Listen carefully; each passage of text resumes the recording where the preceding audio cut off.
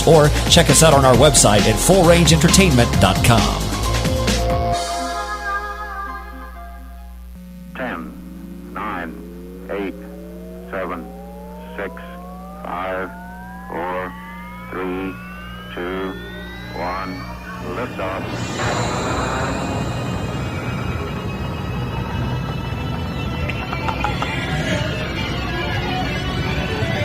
Sometimes I press every button in here, but the right one.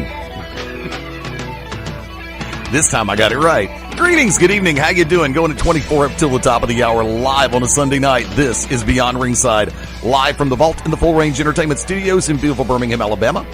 Fast Eddie Layne, the Magic City Motormouth, your host and moderator for this festivity of, more F words than I could possibly say in 2 hours, or even an hour and a half maybe. Welcoming in tag team partners Mark MaBo Bowman.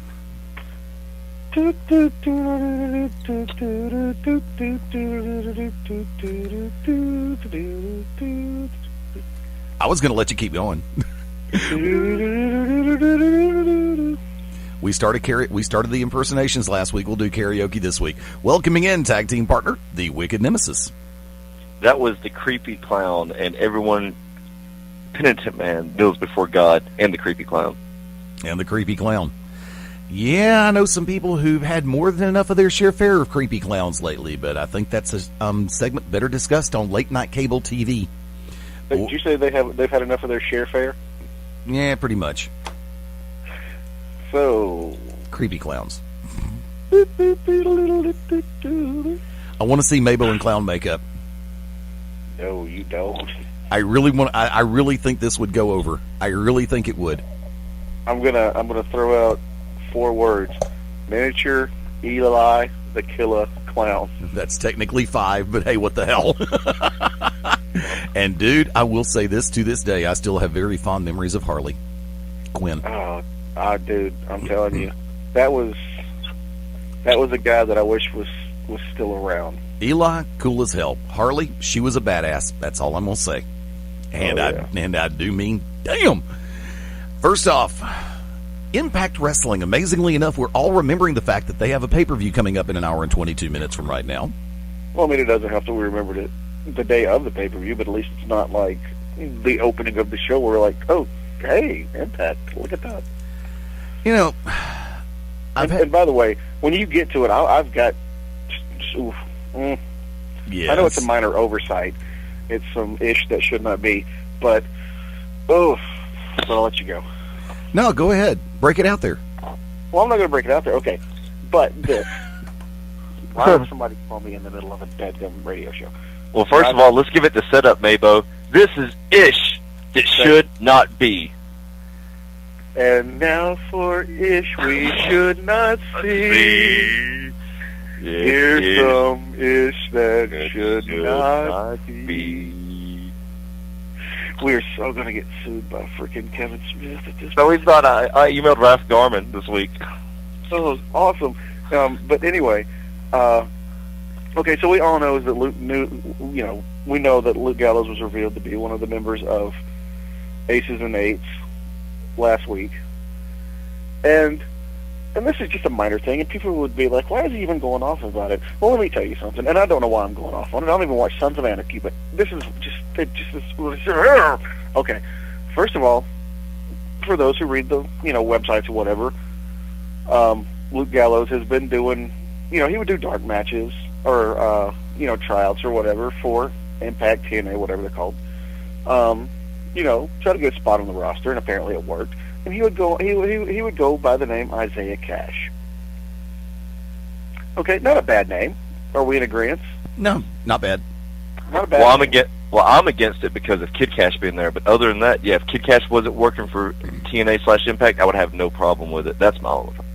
Yes, and I mean that's why they didn't do it. But it's also the fact that it does sound like a decent gimmicky biker's name. Hey, wait a second! I have an idea. Ever since the situation with Brock Hogan making his foray into TNA, and Tessmacher having to drop her first name, why don't we go ahead and say, well, since Kid Cash is there, we could go ahead and call him Isaiah Miss. MaBo, continue. Anyway, well, if you saw Impact this past Thursday night, they're sitting there, and Mr. Head of Aces and Eights, not really he's not the head, because obviously the head was, some other mystery guy with his back to us. But, and by the way, did you guys notice that his mask is actually the xenomorph, the alien from Aliens?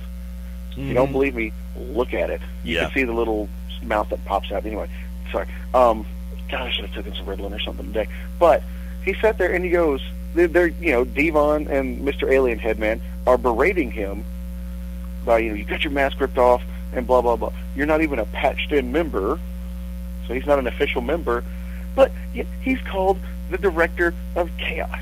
Yeah, I know. I love that.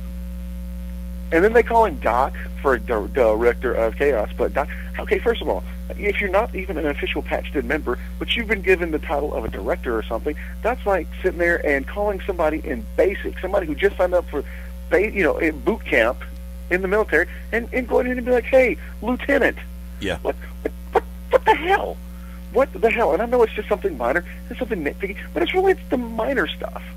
It's just the little nuances, the little splinters that get under my fingernail, and it just irritates me. It doesn't hurt. It just irritates me. And I'm like, you're stupid. You're stupid, and I hope you freaking get herpes and freaking crap pants. Well, let me say something about that, MaBo. Go ahead. I've said this before. There's a lot of guys in the business that write their promos down, and then there's some of us that don't write ours down. A lot of times, you can tell those that don't write their promos down and those that can. And for the majority, I'm going to say 95% of the people who don't write their promos down, Lord have mercy on my soul, they need to. Yeah. And that is case in point exactly there. If you write you will know, first of all, when I cut a promo, I go and I make sure that I go back and I watch everything that happens beforehand. You can't go out there, and that's exactly what makes this business, that's what separates a worker from a wrestler. If you can't remember the storylines, then you probably need a manager to do it for you. Yep. Or you need to write your promos down. And that is key example. But the question is, MaBo, and I ask you, Eddie, too, how many people you think actually picked up on that? Probably, go ahead. I'm going to say not. I'm going to say not very many at all, because they just look at the overall big picture. Yeah. But I just know that I'm probably waiting a couple weeks down the road when they reveal the rest of the members of Aces and Eights. Sleepy, Dopey, Bashful. Doc's already there. Doc's Eddie, already there. Eddie, do you think that anybody caught this? Because I did not see a single tweet about it. And you guys know, people rip TNA apart. God, yes. See, here's the thing. I'm the one who has a penchant to not underestimate the intelligence of a person watching the shows. So my first guess would be 1 in 5 or 1 in 8. But with with you coming out the fact that nobody's really tweeted about it, then that pretty much lets me know that a lot of people either slept it or just said, oh crap, there goes Impact again. But see, here's the thing, and this is something that I want to go ahead and put on the table as it pertains to freaking Deacon or whatever, Doc, the Director of Chaos, who's not even a patched-in member. How many times did he smack Sting with a frickin' ball-peen hammer? Oh, sweet Jesus. Okay, look, I went and bought a watermelon, and I have a ball-peen hammer at the house, not quite the same size as the one that was used on Impact. And I smacked it broadside. I smacked the watermelon broadside with the ball-peen hammer. I did more than make a dent in that ball-peen hammer. In the watermelon. Then I turned and used the rounded side, as was done to Sting on Thursday night on Impact. I did more than make a dent in that melon with that ball-peen hammer. Then I took the flat side, the blunt side, and I smacked another part of the watermelon. Ladies and gentlemen, by all laws of logic, Sting should be dead. Yep. Well, first of all, you better cut it out or you're going to get a cease and desist from Gallagher. Keep smacking watermelon. No. I used a ball-peen hammer, not a sledgehammer. There's a big Posing difference. as his brother. Yeah, really, Bruce Gallagher. Fast Eddie Gallagher. Fast Eddie Gallagher. That's Look, hilarious. Look, I got to say this real quick. I am the first one who stood up out of my chair and applauded the first time I saw the factor of Geico, and I hate Geico, using Gallagher as the happier than Gallagher at a farmer's market. That, to me, was classic. I'm glad to see Leo Gallagher getting paid. Wizard of Oz himself, Gallagher, love you, man. Wicked, go ahead. Well, let MaBo go, because he may say exactly what I'm going to say. MaBo, go ahead. I'm sorry. Well, I mean, that's got to be, some kind of gimmick ball peen hammer, dude, because there's no way, or there's no way that, he could have been hit with that, with it being a regulation hammer or whatever. The last shot was to his head, dude. I know, that's what I'm saying. But if you go back and listen, you can actually hear the smack a couple times. But the question is who is at fault here? Because I'm telling you right now, 6'3", 205 pounds, Festus / Luke Gallows, Kid Cash's big brother, is about 6'5", probably 305 pounds, maybe 315 right now. Okay. Yeah. One swing from me better take you down, because if I have to swing the mallet again, you're going to get it for real. Luke Gallows is and he did this to Sting. Now, we saw Sting do this with his baseball bat against somebody when, I forgot who it was, but Jeff Hardy, when he beat him all the way up the rafters and back down. It only takes one. Yep. That is another problem with TNA that goes against logic, and we see it all the time, guys. We see these guys that go out there as quote-unquote managers who are really valets, and as these guys that use weapons, they'll use it repeatedly. It should only take one time, because I'm telling you right now, you hit somebody with a ball bat one time, they're going down. Yep. I've done it. Me too. Well, it's also, kind of like you just said, Wicked, and it's kind of a callback to about a month or two ago when they had Joseph Park, Park and Park, Chris's brother, Abyss. When he got whacked in the head with the ball peen hammer one time, and it was horrible. But remember, they whacked him on the top of the head one good time. Now the only ripple, and I do agree, with you though, that one good shot with a large ball peen hammer, and you're not going to get back up. But they did start hitting him like in the hand, and then the arms, and the legs, and the crotch, and the thing, and the anus, and all that stuff. And they limbed him. They limbed him. They hit his limbs. Oh, okay, yeah. They're trying to be just like a biker gang. That's Eric Bischoff. That's Eric Bischoff written all over it. Yeah, well, like I said, they didn't hit him in the side of the head till the last shot, and then they stopped.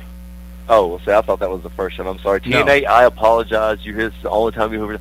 I apologize, because what you are doing, beating them down with the mouth, that is a biker gang move. That's called limbing somebody. So I do kind of agree with that if you are going to strictly stay with, like, a strictly biker gang.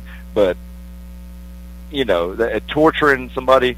But a ball peen hammer, yeah, that's gonna hurt. No matter how many times they shot him, I guess so. I guess that would be kudos to them on my behalf then, if they did do that, because they were sticking strictly with what a biker gang does. Yeah, because a crowbar has been used, a sledgehammer has been used, a lead pipe has been used, a 2x4 has been used, brass knuckles has been used. Bully Ray still uses a chain. I think it was Scott Steiner who had the lead pipe, iron pipe, steel pipe, wind pipe, whatever. And Raven and Abyss have both used various objects over the run. So it's like, okay, what has not been used? What can we possibly use short of a Lego Millennium Falcon? Has anybody been hit with a car yet? Steve Austin. No, I'm talking about in TNA. Oh, anybody relevant? No, I don't think so. I mean, and that's what I always enjoy is the and not necessarily the car into the other car. Good hit and run. Yeah, but a MaBo enjoys a good wrestling hit and run. You heard it right here, Beyond Ringside, November. What is this? 11th? Yes. Yeah. 2012.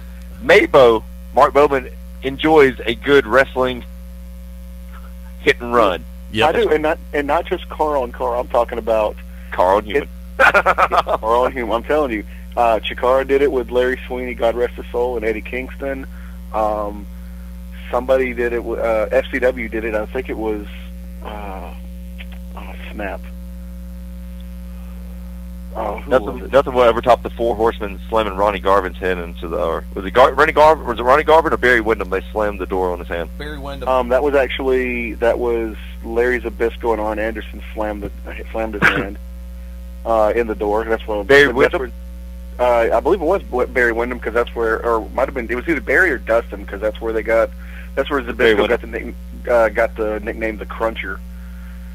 And of course the infamous Horseman beat the hell out of Dusty one time up against the car, and I think they slammed his hand in the door too. Ronnie Garvin has had his hand assaulted before, and I also remember the time that Dusty came out after the Magnum TA situation when Tully apparently, and then Dusty took a baseball bat, thus the birth of the Midnight Rider, which it's still never really been proven that Dusty Rhodes and the Midnight Rider are exactly the same person, even after all these years. I think, and that's awesome. That's nostalgia. That right there is a legend because that is you can always look. They never proved that. That's old school. Thank you, Eddie, for pulling that up. Not a problem. Wait. So there was some doubt that Dusty was the Midnight Rider. Oh yeah, yeah, man. Oh, dude, they played it off. That's one of the greatest storylines. One of the greatest. I always thought they were. I was never any shadow of a doubt that they were two different people. You guys now. Yeah, they've actually had Dusty Rhodes and the Midnight Rider side by side in the NWA before. Twice. Oh, okay. I was about to say, don't do that because that's slowly tearing down my childhood. What the hell? What was great is they did it twice. That was always good. You can go one time, but when you do it twice, that is fantastic. Well, see, the beautiful old school. That's wrestling. The beautiful thing about that is, Dusty Rhodes had the Midnight Rider show up in Florida for Florida Championship Wrestling one time, or Championship Wrestling from Florida, and then lo and behold, they must have kept in good contact because during the situation in the National Wrestling Alliance Jim Crockett Promotions, the Midnight Rider stepped up again to defend Dusty Rhodes. So there was more than one Midnight Rider sighting over the years. The Midnight Rider has definitely been a prevalent feature during the late 70s and 80s at the side of and in behest of Dusty Rhodes. Do you think something like that could ever get over today? I know they've tried to do it with Abyss and Joseph Park, but they've never had them that I know of side by side in the ring or done anything like that. Do you think they could pull something like that off? They did do that one time behind the scenes.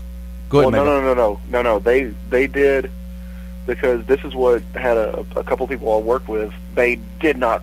They thought, it was the Hannah Montana situation. They thought Joseph Parks and Abyss was the two separate people because. One where I think Abyss came from under the ring during a Joseph Park Bully Ray match, and then another where Park was in the ring and Abyss was on the stage. Of course, the hoodie was pulled up and he kind of had his head down a little bit. But I had to explain to the guy. I was like, "No, dude, that's not the same guy. That's not two different guys. That's the same guy." So they kind of pulled it off there, but. They mockingly did it, some years back with Hulk Hogan and Mr. America. Mr. America. But, well, also that was remember very on the nose that it was him. And then we also have to remember that after John Cena was fired due to the situation with Wade Barrett, Randy Orton, and the Nexus revolving around the WWE Championship, there was a mysterious gentleman. I believe he said it was his half brother. Juan Cena showed up at some of the house shows. Yeah, that was something. And you know what? If they would have ever went through with Juan Cena, because Juan Cena had his own Twitter account. I loved reading Juan Cena's tweets. I will say this. The Kurt Angle, remember when Kurt Angle used his brother when Angle was severely injured? Yeah. And they had where Angle's brother was pinned? I like that. I think that was one of those ones I was, because his brother looked so much like him, Yeah, they really do look alike. Or what was it that Hawkins and Ryder were supposed to be the alternate edges? Edge. Yeah. Yeah. And I thought they actually pulled that off to a great degree for a little while there. But see, once again though, that's that's the old switcheroo though. That's not somebody in a mask. Played by somebody who's supposed to be either out injured or suspended or what have you, in a mask, and then vehemently denying it, and then pulling off a side-by-side spot. That's not a run-in impersonation or something. So right. I don't know. I meuld like to I mean, nobody's been like, they've kind of teased the idea of, that Joseph is Abyss, but they've never outright, nobody's ever been like, no, dude, I know you're Abyss. Why are you pulling all this crap? So, but then why would Abyss let himself be punked out like that in the character of Joseph Park, unless, of course, it's supposed to be a split personality thing? That's what I think they're going for, because remember, there's been a couple times where he's busted out with some of Abyss's, signature moves. So when and you do realize that I think that whole angle has been going for what, a year now? And then if this is actually the way they're going to go, then they're actually defaulting back to one of my favorite arguments of all time in WWF now E.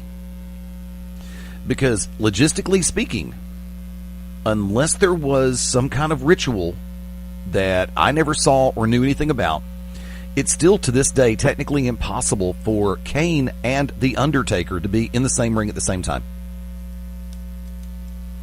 Because when Mark Calloway was first introduced as The Undertaker, he was called Kane the Undertaker. Yeah, go figure that one out. But it was only done for that one Survivor Series. Yeah, but by the same token, that was still his first appearance. I mean, come on. But wasn't it spelled C-A-I-N? No. Yeah, it was. Yeah, I think it was. No, they had him as K-A-N-E, dude. Really? Sure? Go back and look. Wow. I don't see. I've always thought it was C-A-I-N. That's always I may be wrong, but I highly doubt it, because that's one that is stuck in my craw all these years. And I just found it. Maybe he just did it as an homage to his brother that didn't show up for another 10 years. Who's been missing in action? Yeah, no, didn't even have him on the damn milk carton. Yes, it was spelled Kane the Undertaker, C-A-I-N. Yes, sir. I'm going to have to go back and look at the video, because I've still got it somewhere in the archive. I'm looking at it right now. Okay. Kane the Undertaker's debut on Superstars of Wrestling 1990 is up on YouTube. Everything is on freaking YouTube, including Thank God. Yeah, including what was it when who was making the walk down the aisle back in the locker room when he retired? I think it was Edge and ADR. And Edge retired, and then he had that final shot with Alberto Del Rio, and you could audibly hear the director or the camera person say "wink" as just before ADR winked at the camera and they went to commercial. Well, that was just like 2 weeks ago with the Austin Aries thing. That is just so idiotic, because if the person doesn't know when they're out, can you not see a freaking hand signal counting down to the end of a segment? Well, it is ADR. He's not. By the way, I have to say this before we go to the top of the hour break. A lot of people know that I am a fan of NASCAR. My father actually, who used to A, drive, and B, own a car that was racing small time here in, not small time, but I don't mean to use that word to belittle it in any capacity, but he was racing at Birmingham International Raceway as well as some other courses around back before I was born. And I was watching some of the Phoenix race right near I've been watching it on and off since the pre-race. And from that vantage point, there's coming down to the final lap of the race, or getting ready to go to the final lap, and Clint Boyer and Jeff Gordon tagged each other. And Boyer ended, I guess, I don't know if you say intentionally or whatever, Gordon ended up in the wall. Well, Jeff Gordon, for those who think that Gordon still want to be that pretty boy who's just going to go ahead and take what he can get and bitch and whine about it every once in a while, he actually continued to drive his car slowly, and then as Boyer got back up to him, Gordon rammed into Boyer. Payback. Gotta love it. Boyer's car caught on fire. Gordon came on down into pit road, and as Jeff Gordon is getting out of his car, one of the pit crew on Boyer's team comes up and just blindsides the hell out of Gordon. Gordon turned around swinging. His crew started to grab him and pin him down inside the toolbox to get him out of the way. The pit crew start going at it. And I mean, it's a knockdown, drag-out Saturday night bar fight, and I'm loving it. It's like, yeah, y'all go ahead. Say NASCAR ain't got it anymore. Every once in a while, now you know somebody's going to pay some crap loads of fine. There's going to be an ish load of fines going on in this situation. And then Boyer finally gets his car under control, stopped, get the fire put out, get him out of the car, and he goes just running like a dude. Half the teams in the NFL would have just sat back and said, "Can we sign him, please?" And he just makes his way over to Gordon's hauler and starts charging in, and people just grab him and bring him back, and the whole thing starts up all over again. I feel honestly like I'm watching an old Southeastern Championship Wrestling stare down showdown teaser to go straight into commercial break or into the show. So that's it takes so little sometimes to keep me amused. But to watch this unfold live, and if you get a chance to catch the replay on it from the where the final contact between Gordon and Boyer when the payback occurred, you'll sit back and say, "Damn, Vince is going to be paying attention to this. Who's he going to try to get out of this whole situation?" So I wouldn't mind seeing Clint Boyer and Jeff Gordon at WrestleMania. I think that would be a great draw because Vince could pull the NASCAR fans over and get some of the old school wrestling fans back in on it. So. That's just you could have Sparkplug Holly referee. You know, I kind of like that idea. Personally, I really do like that idea. Folks, we're going to take our top of the hour break. And we'll be back in 5 right here on the Beyond Ringside Radio Ranger Network. Station Ranger.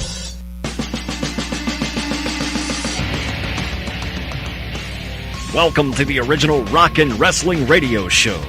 Welcome to Beyond Ringside, your source for wrestling, MMA, and boxing in the Southeast. To contact the Ringside Roundtable of Beyond Ringside, email them at beyondringside@gmail.com. And now, your host for Beyond Ringside, the man, no myth, all legend, Fast Eddie Layne. I want to say greetings, good evening, how the hell are you? Welcome into Beyond Ringside, 6 minutes after the top of the hour. Live from the vault, you got it, keeping this Sunday thing a-going right here and right now. I'd like to welcome in tag team partners Mark and MaBo Bowman. Kim Kardashian, who gives a fudge? Not me, and I just as soon not hear the name ever again in my life, but a name that I'm ready to say and hear and say, but he never goes off hearsay. He always knows what he's talking about. The Oracle of Ominous, the Wicked Nemesis. MaBo just mentioned this off air, but I will mention it as well. Thank you, Brad Maddox, for putting me over on national TV, because I do have a mask and I do have a mohawk. And obviously, if you're saying it back to back, you're obviously saying it about me. But I paid my dues too, kid. Let me go over there and rub your hair. Is this a kid, boo? Is he there? There you go. That's it. MaBo, go ahead. Well, yeah, you know, what we could talk about was Brad Maddox this past weekend spoke, so to speak. Talking about, you know, that he wasn't in league with Punk and Heyman, and, you know, when he groped Ryback's, you know, little wiener there in the middle of the Hell in a Cell. Good thing it wasn't Liam Neeson. Oh God! If he was Liam Neeson, he would have broke his forearm when he nut shot at him. He'd have broke his gene pool. But you know, Brad Maddox was. You know what? I wasn't even really paying attention because he's so dreamy. I wasn't even listening to his words. But he did kind of mention, you know, something about. He said, I'm not 6 foot whatever. I don't have a mask. I don't have a mohawk. Yeah, back to back. Yeah, immediately people are like, huh. Or at least anybody who knows Wicked Nemesis was like, is he referring to him? Maybe he is. But what I find funny is, and it's real shocking that WWE did this. You have to forgive me there, a little bit of sinus drainage. They went and pulled an old match, not from FCW, with Brad Maddox and Ryback, Skip Sheffield, whatever you want to call him. And real quick, can I go off on a little, not a side tangent, but does anybody remember when he was Skip Sheffield? Yes. And his tagline was, do the do, and yip, yip, yip, yip. Yep, Seriously? yep, I remember that. Did anybody really think yip, yip, yip was going to make it onto a T-shirt? Hell no. I mean, we Yep, got yep, a yep, yes, yep, yes. Yep, yep, yep, yep, yep. Remember that Sesame Street? Bow, Yeah, he was wow, like one of those yippee-yo, Sesame yippee-yay. Street Yep. characters. But, yeah, we got a yes, yes, yes shirt, but, you know, we didn't get a yip, yip, yip. Make it do what it do. Corn-fed, meathead, whatever. Oh, God. Bless him. At least he hung around. It took him breaking his thigh muscle or femur or whatever. It took him breaking his leg to get rid of that gimmick. So, any of you cats in NXTFCW, whatever it is now, any of you guys, if you're saddled with a horrible gimmick, break your leg. break your leg. Like if you're about to get called up like poor Johnny Curtis. So we'll touch on Fandango later. If you're, being brought up, or in your first year, and you've got a horrible gimmick, break your leg. Literally snap your leg, be out for almost a year, and you'll come back with an awesome gimmick, and you'll get put over huge. But back to the Brad Maddox situation. But it was not from FCW, but back from when WWE used to have OVW as a enhancement company. Developmental. Development, thank you. I don't know why I'm starting to get all mucusy here. It's really starting to affect me. Cough button. They actually had a match where Ryback with hair and not as roided up was going through, and I guess they were a fraternity style group. I don't know, but Brad Maddox was one of the gentlemen in the ring, and WWE actually released this footage. So whether they'll work, they released it on their Twitter page or something, and maybe even their main page. So maybe they will factor this in as well. I don't know, but it was just kind of kudos to them that they're not. If this would have been a couple of years ago, WWE would have ignored it. They would have been like, "No, what are you talking about? They've never met before. Ryback's a monster. He was born in a gym, crapped out by Schwarzenegger, whatever." But it was just I got to give little props to them for doing that. And I personally love the fact that they didn't advertise the appearance by Vince McMahon. So I'm going to use the E's favorite word and Jim Ross's favorite word. The pop that you heard when Vince McMahon's music started to hit near the end of what Brad Maddox had to say, and I damn sure won't call that a promo. I'll just say, yeah, he rambled. But when Vince's music hit and you heard that crowd explode, that was purely organic, and I loved it. It's like, wait, Vince is here? Cool! Well, see, that's the thing with Vince. I mean, as long as, you bring him out every so often, regardless of, what role he's in at the time, people are gonna go just bananas because he he has become an icon. Yes. So to speak. Of course, we were all remember during the Attitude Era where it wasn't even the first 3 or 4 chords of No Chance, and people were already like, boo! Oh, just like that. If you go back, everybody on the tape went, boo! Yeah, but I love the fact that it was done in Great Britain, and that obviously means that Vince, of course, was on the road with them for a lot of that tour. So actually, he was. Him and Trips. I get to call him Trips because we're that close. They actually did fly out. I guess Tuesday morning, British time.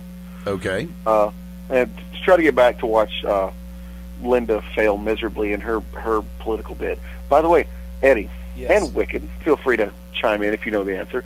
Do you guys know? And I've looked this up. I've seen what was lost. But do you guys know how much Linda McMahon lost in her $50 million.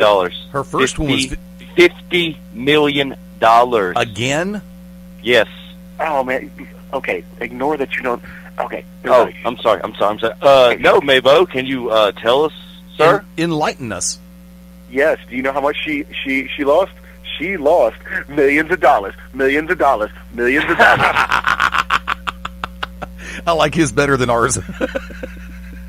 And if anybody says that's what she says, I will smack you. That's what the woman of ill repute replied? Or we could... See, here's the thing. I thought we had made an agreement, actually, and I just kind of broke it a second ago. The agreement was that we weren't going to use that's what she said, and Wicked came up with the ultimate phrase, and I give him credit for it every time I say it. That sounds like my first time. Wait a minute. When did we... No, that was you that said that sounds like my first time. No, that wasn't. That was Wicked. Wait, was it me or you, Wicked? That was you. It was MaBo? I thought it was Wicked. I believe so. I don't know. Yeah. Marijuana affects the memory. No, because I remember I said that because... I believe so. Okay, then MaBo.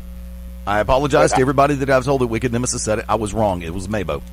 I didn't know that we'd made an agreement not to say that's what she said. Yeah, because one of us made the statement that it was kind of played out, that we'd said it so damn much, and then we decided to change it to that sounds like my first time. I think you're thinking of Ted Guinness. Hell no, I'm not. It's definitely not. It's definitely not me, because I still use that every day. I can't help it. I feel like my head's going to explode if I don't say it and I hear something. Dude, y'all should have been down at Buffalo Wild Wings, because when I started saying that down there, about a year and a half, 2 years, something like that, everybody got on the bandwagon. And Statler and Waldorf, also known as Don and Phil especially, I would say the most innocuous statement that if you have an IQ, you can translate it into something X-rated, and Phil, above everything else that would happen, would scream in the middle of Buffalo Wild Wings. That's what she said. And I'm sitting back. I'm not kidding. I'm really not kidding. Speaking of not kidding, TNA Impact Wrestling has a pay-per-view coming up in about 44 minutes from right now. Going to be taking a little We were talking about them earlier, weren't we? Yes, it really wasn't like season 6 of Dallas where it never happened. It was all a dream. Which I am so glad that show is coming back. The return of Dallas to me was cool as hell. I love the storylines. I think that it was a little bit too busy at some points, but other than that, they did a great job putting it together. And to me, the ultimate television badass, J.R. Ewing, Larry Hagman, the script writing for his character is still phenomenal, plain and simple. No. The ultimate badass now in television is a little 12-year-old boy named Carl. As long as it's not on something called The New Normal, I guess I might be able to see it. There's some shows that I will not watch. However, from that vantage point, TNA has a pay-per-view. I've heard that rumor. Guess what? I think it is. Allegedly, they have a pay-per-view coming up in 43 minutes. We had to go back to our favorite word, allegedly. But a couple of things I want to hit real quick before we go back topical. First off, thank you to everybody who has noticed the fact that the 24/7 the channel is back up. Recent interviews and episodes are being played 24/7 through BeyondRingside.com, as well as through the Shoutcast Radio Network.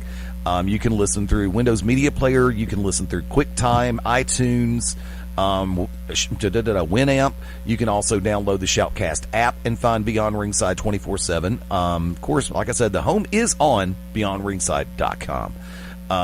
Recent episodes and interviews, including interviews with the NWA Women's World Champion Casey Carlisle, professional wrestling superstars Christy Ritchie.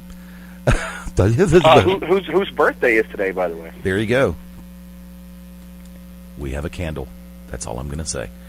From that vantage point, professional boxing. What? Dude, seriously. What? Really? Now, if you'd have said it, everybody would have thought it was funny. So I say and I get crucified for it. Come on. Well, come on. That's... I do. And I've also got cheesecake in the refrigerator. We can put the candle in the cheesecake. Stop talking. You know what? You're on timeout. Go sit in the corner for 5 minutes. Me and Wicked will do the rest of the show. Meanwhile, back at the ranch. Go sit in the corner. And, of course, thank you to everybody who's been joining us on Twitter. I swear we're trying to find a way to tweet more often. Same thing on Facebook, facebook.com/Beyond Ringside Live. Show information is starting to be posted on a regular basis back over at the Facebook fan page for Beyond Ringside. So, folks, if you've got an upcoming event, professional wrestling, boxing, mixed martial arts, it can even be roller derby, you are more than welcome to post a graphic, the poster, the flyer, the picture of the upcoming event, or a link to a Facebook fan page. If you post a link to a retail site, I will take it down and ban you from the page forever and ever. Amen. Also... well, what if the event takes place in the parking lot of a retail? It can, as long as it's a live event, that's fine. Well, I don't know too many recorded events. Well, there are pay-per-views that are replayed. Yes, but are they replayed in the retail parking lot? That I don't know. Although some say that there are some shows that should definitely still take place in parking lots of restaurants and things like that.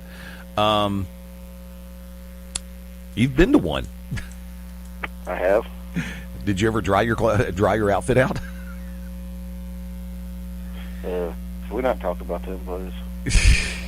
I'm about tired of them. They're just honestly all they are. That's a glorified backyard company. Meanwhile, back at the ranch, I'd like to welcome in a good friend of ours and alumni member, the Horseman's Advocate, Andy Hudson. Andrew, how you doing, buddy? I'm just making it one day at a time, man. How are y'all doing? Fair to partly cloudy. You're all of us are. Gotta love when that happens. Who'd we lose? Wicked? Yep. Okay, we're gonna try to get him back. Myself, Wicked, MaBo, trying to get this thing going on a Sunday night. TNA pay-per-view coming up in just a little while. Yay. Well, allegedly a pay-per-view is taking place in about 39 minutes. Oh, man. Yeah, understand the concept. What you got going on? Well, right now, just got on I-65 heading to work. I am so sorry. We all have our crosses to bear. Amen. Well, while I've got all four of us set and ready to roll, and I know Wicked's back with us now, thank you. Well, we had him for a second. We'll get him back, I promise. The ladder match with A-Double and Jeff Hardy has the potential to be a very good match. But the thing about it is, I think they sprung the ladder match concept way too soon as far as the series goes. And if they should have made that a third match instead of the rematch. And I think that they were actually jumping the gun to bring that on board. MaBo, your thoughts? Agree or disagree? Well, they had to do something because they were walking around with two different titles, and Hulk was, you better give him the other title back, brother, even though he's not using it, which didn't make sense to me. I mean, if the guy's using that, whatever that is, whatever Jeff Hardy calls that belt, that thing looks hideous. I think Wicked said it looks like an old Divas belt or something like that. No, not even that. Not even that good. But they pulled the cord on that too soon. Well, I mean, I could see why they did it, so they could have do the old Shawn Razor Ramon ladder match with both belts hanging. But yeah, I mean, it was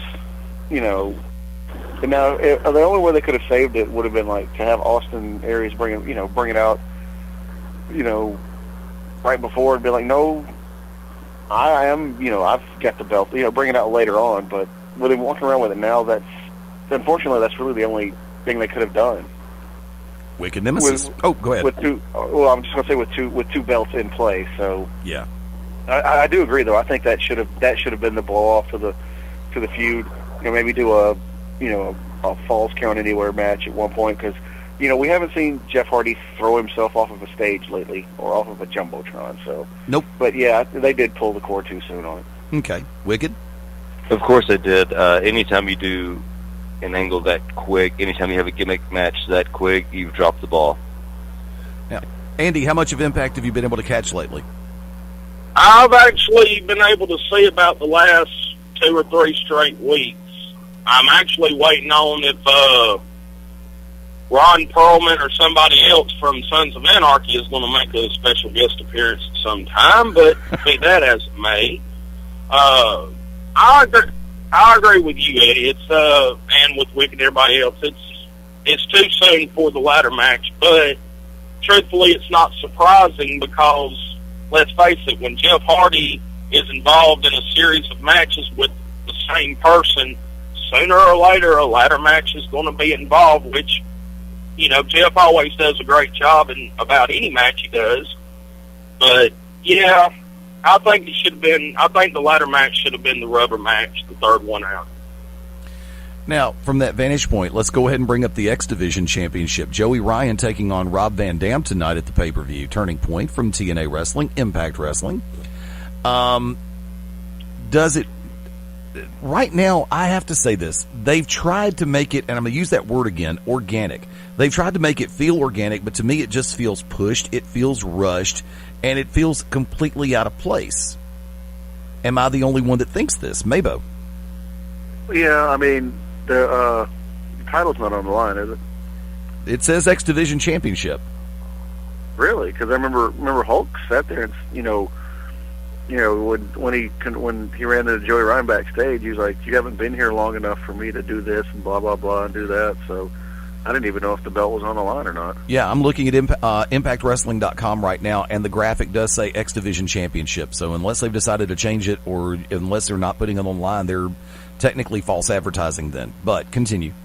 Well, remember though, it's always card subject to change. Asterisk. But you know, I don't know. Wicked? I think ahead. that's what they're doing though. Hold on, I'm about to cough.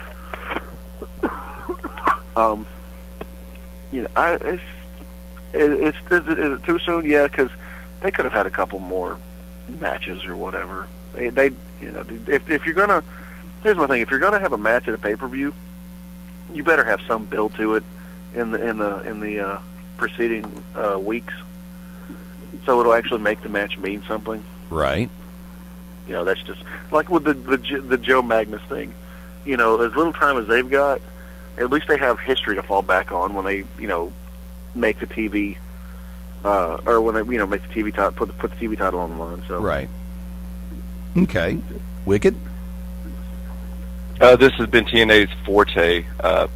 The one thing about TNA is they're inconsistent. They like to rush. It's the same thing that happened in WCW, and it seems that's what WWE has started to fall in the trend to. And once again, we're talking about somebody cutting a promo, not keeping up with the storylines and the angles. Good job, Hogan. That's strike 2. Andy Hudson. I think it's definite. I think they're definitely pushing it too quick, but it reminds me of, and forgive my brain freeze here, but wasn't the show WWE did a number of years ago with Al Snow and them, wasn't it called Tough Enough? Of course. Okay. Well, if you can remember, once, I mean, especially after the first season, you had Maven and Nadia and announcer on SmackDown now. I cannot believe I keep forgetting his name. Josh Matthews. Yeah, thank you, Josh Matthews. If y'all can remember back then, once the first season was over, it was like Vince was just pushing these new people on the fans. You know, hey, we ran this great show, it did real good, but we've got to keep it going. You know, let's push. And with TNA's version of Tough Enough, or, you know, whatever, it just seems to me that's what they're doing, the exact same thing. This is. Hold on. Excuse me? Oh, sorry. I was just gonna hit on. Go ahead, Andy. I'm sorry. Oh, that's okay. Now, I could actually see this working if there was somebody else's. I think Joey Ryan against Zema Ion would have been better just for me, because, let's face it, you're putting Joey Ryan in the ring in a title match, a match alone, let alone a title match, with one of the best workers this industry has ever seen in RVD, and I got to go along with Wicked. It's too quick. It's just way too quick. No, let me say something really quick about the difference between Tough Enough and the Gut Check. First of all, the Gut Check is a work, because these guys that come in have been working angles and have been on the indies forever. Joey Ryan's been in the business, 10, 11 years? Yeah, at least. And Zema Ion's been in the business, 5 or 6 years. Yeah. So, I mean, and with Tough Enough, a lot of these guys had only had minimal training, if none at all. I think Maven had trained once, or for like a few months, and that was it. And of course, Christopher Nowitzki had trained. He trained for like 6 months, or a few months, not even a year. That's the difference. The Gut Check is a work. These guys are guys that are established on the indies that they're trying to get on TNA. Yeah, sometimes they give them different names, but with Tough Enough, with those guys, a lot of those people, as we said, hadn't even bumped. They'd never had a match. Joey Ryan's been working. We're acting like they're just throwing some greenhorn in against Rob Van Dam, and they're not. Joey Ryan on the West Coast is very well known. I mean, you can talk to Liz Savage and some of these other people on the West Coast, Rikishi, Caesar Black. I mean, these are people that, have seen his work and can speak for his work. But with this going on, is it rushed? Of course it's rushed. Everything TNA does is rushed. They're inconsistent, as I said. But that's the difference between what Tough Enough did and what they're doing. They're actually putting in people that can work, with the exception of, I don't know. I guess Zema can work. He's just haphazard, I guess, or sloppy. He hurts people. And I agree with that. I may have not said my meaning the way I really wanted to. I was just talking about the basic concept of, I understand the difference, and yes, the people on Gut Check are established professional wrestlers. I understand that, and I get that. I was just saying that as far as the people from Gut Check, just like the people from Tough Enough, being forced down people's throats, agreeing that they were just pushing them onto the TNA fans, maybe a little too quick. I have no doubt the Tough Enough guys are established. They're well established. I will never argue that. I was just saying the basic concept of pushing these particular characters, and yes, I agree too, Wicked, that's been TNA's mainframe from the word go. Sorry, Andy, I wasn't directing that at you. I was directing that to everybody that's listening, because, I guess doing 2 radio shows now, I encapsulate everything that everybody can expect. We have like 1,000 listeners. We have listeners that come in that may be casual wrestling fans. I do apologize. I did not mean that. You are very astute in this business. Sir, no. So I do apologize for that. I didn't take, let me just say, I didn't take offense, sir. I wouldn't, it's nothing like that. I just wanted to explain my comment, better. No, sir, I didn't. No, we good. Yeah. But yeah, they are rushing in the world. I mean, come on. They are pushing, what would be considered new talent. But I mean, isn't that what we get onto TNA about? Is not using the WWE or using WWE talent? Yeah. Use your own talent. Well, at least they're trying. So we'll give them that. So golf clap. Golf clap. That. It's my golf clap. I still have to say, I was making the reference to Cena a little while ago, and I have to bring this one back up. I think, for me, the highlight of Monday Night Raw, believe it or not, was actually 2 highlights. Number 1, the pre-recorded show open. Yay, let's make it look that much more like an action-adventure television show or a TMZ-style show. Which one do you really want to be? Hey, coming up tonight on Raw, ooh, scandal. And then number 2, the Cena setup, or I guess I can call it a promo. It was John Cena when he made the statement about getting Vicky Guerrero to do this is kind of like John Cena learning another wrestling move. What's it, up to 5, 4? Does the shoulder block count? To me, that was pure humor comedy. I loved it because absolutely he's taken exactly what everybody says and turned it right back on him. Speaking of turning, yeah, but at the same time though, is he saying that just so he could be like, oh, well, I'm acknowledging that you're acknowledging that I have a limited skill set, so maybe, I'm on the inside.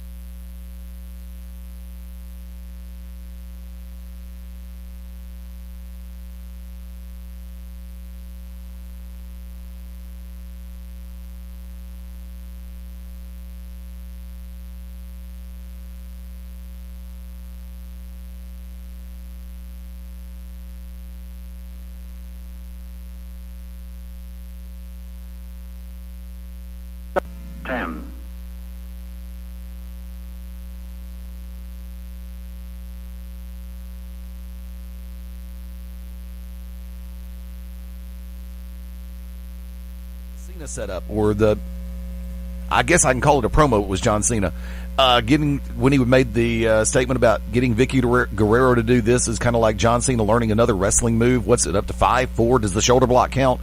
To me, that was pure humor comedy. I loved it because absolutely he's taken exactly what everybody says and turned it right back on him. Speaking of turning, yeah, but at the same time though, is he saying that just so he could be like, oh, well, I'm acknowledging that you're acknowledging that I have a limited skill set, so maybe, I'm on the inside joke with you guys too, so we can all be buddies, and please stop making that joke. It hurts my feelings.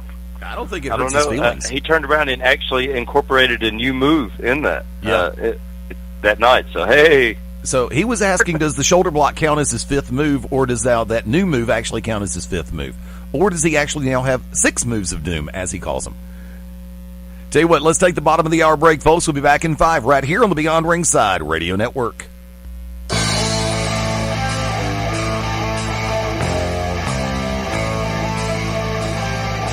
got us, in the words of Ozzy Osbourne, flying high again. Or at least one of us is. Welcome back to Beyond Ringside, Sunday night, 23 before the top of the hour. Let's do this thing. Fast Eddie Layne, live behind the microphone, live behind the control board. Welcoming back in MaBo, Mark Bowman. I think something just blew up in the living room. What the hell was that? Wicked Nemesis, how you doing? Mr. Ford, can we get your take on the TNA pay-per-view tonight? Well, TNA and then the Luke Gallows and Fat Ass and the Aces and Eights rip-off mother. Yeah. What's the Flockhart? Oh, there you go. Andy Hudson, you back with us? Yeah, for just a minute. All right. I'll tell your story because we're tired of talking to you. There you go. Well, y'all handle something else for a minute. And, that's what I've been doing the whole show. That's what MaBo's been doing the whole couple minutes. And the entire 30, 45 hours before the show started, he was handling that all by himself, and we'll let him. I was asleep for about 6 hours. Ooh, Wicked! I just thought about something. Uh-oh. We could have a new segment on the show. Andy Hudson's butthole. Andy Hudson's MaBo. butthole. Andy You've been Hudson's taking O'Hagan butthole. lessons. Let's all go inside. You've been taking O'Hagan lessons. That's all I'm going to say. Come on. No, I will always be better than him. I might not be as in shape as he is, but I'll always be better than him. I'd like to see a battle of the wits between you two. No, that'd be like fighting an unarmed man, me against him. Yeah, I brought a B-17 to a gunfight. Oh, the love and respect I'm just feeling oozing through my phone right now, just overwhelmed. Great. MaBo talks about your butt, and you start talking about oozing. You said you originally... the meat sweats with you there, buddy. Hey, I have that share airtime with this back. Never mind. Hey. Hey, don't talk about Eddie like that. He's lost 10 pounds this week. Woo, go team. And found 15. Now, Andy, you said you were originally going to try to call in last week, but real life got in the way of it. Go ahead.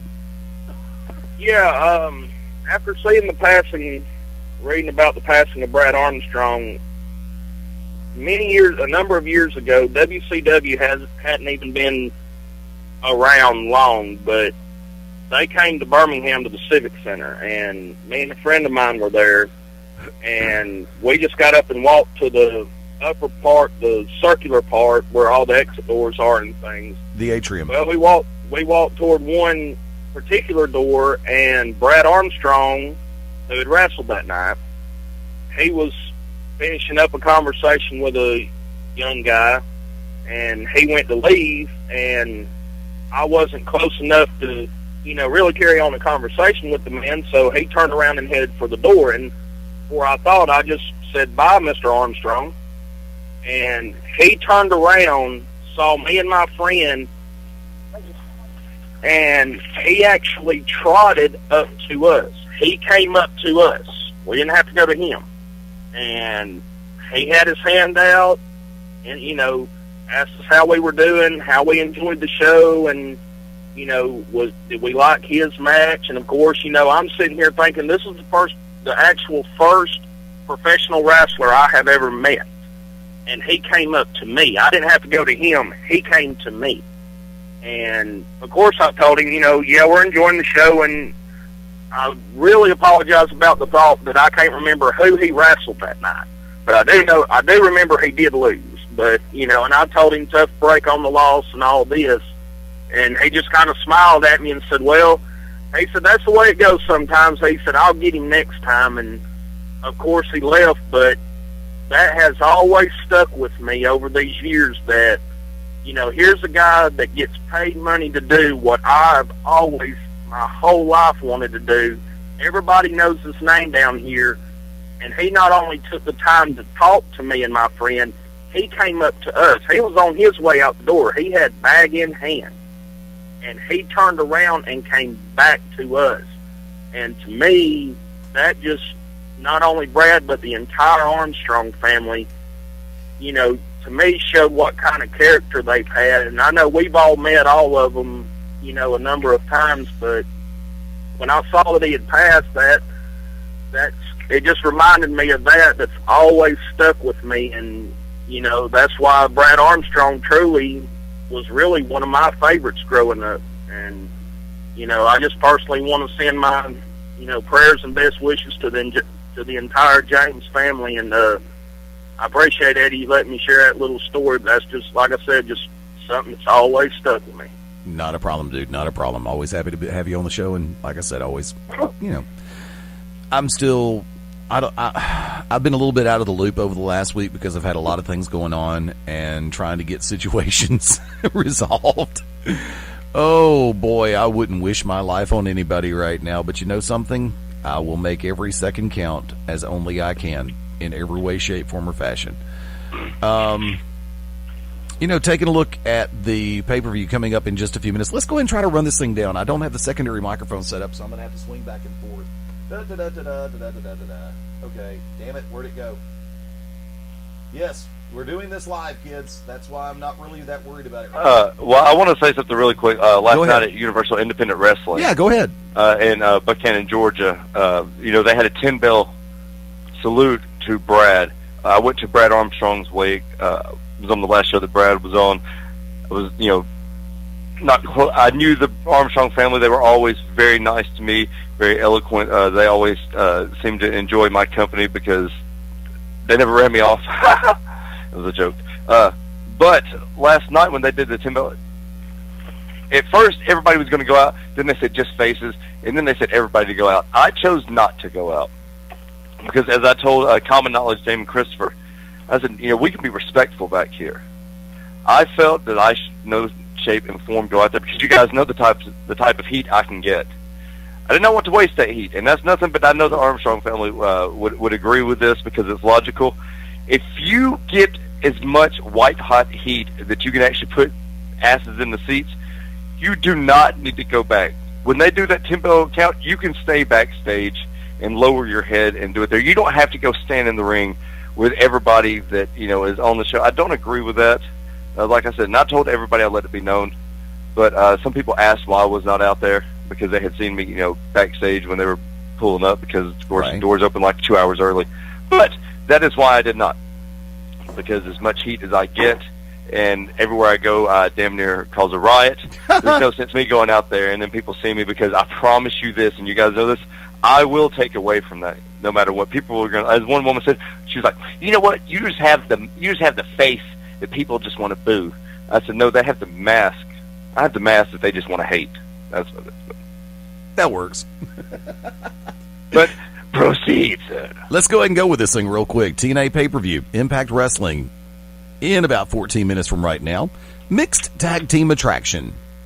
Tara and what's his name versus ODB and Eric Young. MaBo. I'm going to say Tara and Mr. Craptacular for the simple fact that, first of all, EY, for those who don't know, in the middle of contracts, might not be around. Plus, he's got the, off-the-hook extreme, catch of herpes or whatever. And it's a funny show. I do encourage everybody to watch it. It is a very good show. So I'm going to, of course, TNA will prove me wrong and go in the complete opposite direction. But I'm going to go with, unless, I've got so many scenarios running in my head for the whole match, but I'm just going to go ahead and say Tara and her little man-meat boyfriend. Wicked. First of all, what is this about Eric Young's show? And second of all, I do believe Tara and whatever the heck his name is going to go over. Yeah, EY's actually got his own show. Yeah, he's got it. He's already had one season of it. It's called Off the Hook Extreme Catches or Deadliest Catches or whatever. Yeah. And we all know the deadliest catch is AIDS. But what he does is he claims to be an avid fisherman anyway. And he just goes out, and he doesn't, put on any kind of airs or anything. He's pretty much the same Eric Young that you see. And he goes out, and they do, like, these extreme fishing, like, what was he, shark fishing on, like, a paddleboard one time. Yep. And it's dude, I'm telling you, they were catfisting at one point, not the kind you would watch on the Red Tube or anything. This was another kind of catfisting where he had hot chicks.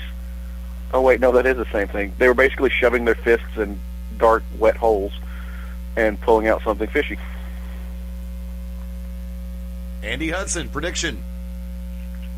Tara and her meat stick or whatever the heck he is. I'll agree with the concept of the idea of not knowing exactly which way Eric Young's going to go, because I think he's finally had enough of the BS with Impact Wrestling. It wouldn't surprise me one bit if they turned around and had ODB turn on Eric and she and Tara go off and look like they're going to tag team Mr. Craptacular. So I'll go ahead and say Tara and what's his name? Big Brother. Yeah. By the way, I consider that to be the fourth biggest waste of TNA airtime this year, but that's just me. Joseph Park versus the Director of Chaos, who's not even a patched-in member, but he's got a director title. MaBo. I'm gonna say there's no way that if they have him lose, it's just gonna be pointless, and they'll probably just kick him out or something. So I'm going to have to say, Bashful goes over. Wicked. Luke Gallows. Andy. Park. Say what? Joseph Park. Okay, you're going for the upset. I'm saying they just unveiled him, so therefore there's no way in hell they're going to put Park over. It's way too soon. If it had been 4 weeks into it, then I'd say Park would have it would be a standable option for Park to go over. But this soon after revealing Doc or Director of Chaos or PT Bugs and Doomsday from the old Kids of Caper 1970s Saturday morning show, that's an entirely different animal altogether. X Division Championship, Joey Ryan challenging Rob Van Dam. MaBo. I'm going to say RVD. Wicked. Sorry, definitely RVD, I think. Andy. RVD. I'm going Joey Ryan, and I'm seeing a Matt Morgan interference run. I think that they've got a lot banked on Joey Ryan. RVD doesn't need the belt. I think that the controversial finish to the match would push Joey Ryan up a little bit, also continue the heat between him and Al Snow, and therefore Snow decides to go and start concentrating more on the X Division and make it a personal vendetta against Joey Ryan. But remember, Hogan said that Morgan was not to be allowed around ringside at all. I think something's going to happen. Somehow or another. I don't know what, but I know somehow or another it's going to happen. It's TNA. Well, I think Hogan's going to counter the Matt Morgan interference. You think so? Yeah. Okay. And then RVD and Hogan go off and blaze a big fat blunt backstage. Devon versus Kurt Angle. Mark Bowman. I'm gonna say Devon, and we're gonna find out that one of the Aces and Eights members is Wes Briscoe. Okay, Wicked Nemesis. Wes Briscoe's gonna be involved in the finish somehow, some way. Okay, Wicked Nemesis. Oh wait, since I'm using shoot names, the Wicked Nemesis. I think that somehow. What has been really quick? What has been the lead up to this match? I'm sorry. Kurt wants a piece of one of the Aces of Eights, and he wants a piece of Devon. Okay, that's all the build up to it. Pretty much. Somehow the Aces and Eights go out. Kurt Angle wins by disqualification, and then Kurt Angle, Rob Van Dam, and Hogan goes smoke a blunt. Andy Hudson. I'll take Angle. I'm going to go ahead and take Angle by disqualification as well. The rest of the Aces and Eights interfere in a really bad NWO style run-in. That's all I can figure on that one. Yep. No disqualification for the television championship. Magnus, Joe, MaBo. Joe. Wicked. Magnus. Andy. Joe. I'm going with Joe. And I think that Joe's last promo on television was absolutely priceless. It was one of the best pieces of microphone work that Joe has done. And I think he's renewed his intensity, and that means he's probably gotten a raise. Wait a minute. So he didn't say anything, is what you're saying? No, he actually was on. And That'd be the best work he's ever done. No, this was actually very good, especially, modern day television standards. It was good television. And No, you know who cut a good promo as a big man besides Ole Anderson could cut a promo as a big man. But you know who else could? Stan Hansen. I believed that he was going to come through and crap in the middle of my hall, and I was going to be like, "There's nothing I can do about this. I'm 7. This guy has tobacco coming out of his mouth, and he's a big guy, and he was blind as a bat, which I didn't know at the time. But yeah, no, Samoa Joe should not talk. I'm sorry. And Give him a manager. Ole wasn't a big man. Stan Hansen was like 7 inches. Met Ole Anderson? Yes. Ole Anderson is a big man. The man had the hands. I shook hands with Lord Steven Regal one time, and I've shaken hands with Bobby Eaton. They've had some large hands for their size. Ole Anderson's hand looked like the Big Show's as the Big Show walked by. Ole Anderson was a stout human being. Okay, robust I can believe. Stout I can believe. Really big? No, I can't believe. Hansen was taller and about the same girth as Ole, but Andy, wait. Hansen was the original Punisher. I know that. We're talking about being big and girthy and stuff. Wait, are we still talking about Wrestling? Yeah, Yes. we're talking about wrestling. Yes. Liam Neeson appears in the show. 3. Andy, your prediction. Which match are we on? I think we're still on Magnus Joe. Oh, I said Joe. Okay, I didn't. Yeah, we're past that. Come on, Eddie. I made the joke. Let's go. Okay. Man has to go to work. Did I actually make a prediction on this one, or do I actually give a damn? Oh, yeah, I'm going with Joe. Tag team championship match. Christopher Daniels, Kazarian versus Chavo Guerrero and Supermex Hernandez. Bowman. I'm going to go with LAX 2.0, 3.5 because, I mean, honestly, I don't think Daniels and Kazarian need the belts. But if they do, Chavo and Hernandez need them more. So I'm going to say Chavo and Hernandez. W Nemesis. I'm about to kind of break kayfabe on this, but the fact that Chavo goes out on his last promo and says that he lies, he cheats, and he steals, you know that the WWE is going to get a check from TNA. I think they're going to take the belts off them as punishment for him saying that. That's just me. That's what I think. Hudson. Kazarian and Daniels. I'm going to go with Kazarian and Daniels also because I have to say it like this. If MaBo, I think, made the comment about not needing the belts, but by the same token, it's funnier to have the World Tag Team Championships of the world around the waist of Kazarian and Daniels. The belts have done absolutely nothing to benefit Guerrero and Hernandez. Guerrero and Hernandez have done absolutely nothing to benefit the Tag Team Championships. And that's true. That's true. I mean, I'm not arguing that. They're horrible. I mean, ever since his debut in Impact Wrestling, if there has been, and I say this just from a television standpoint, I have a world of respect for Chavo Guerrero. He is a tremendous worker in ring and probably one of the most enduring personalities. He is definitely an asset and a tribute to the Guerrero family name and legacy. But ever since his debut on Impact, he has been such a non-factor, it's not even funny. I thought for sure that they would go ahead and put him straight into the X Division because I think that's where he would do the most good. So my personal prediction, Kaz and Daniels, plain and simple. From that number 1 contenders match, and I love the twist they put on this. But let's go ahead and go with it. Bobby Roode, James Storm, AJ Styles. Marcus.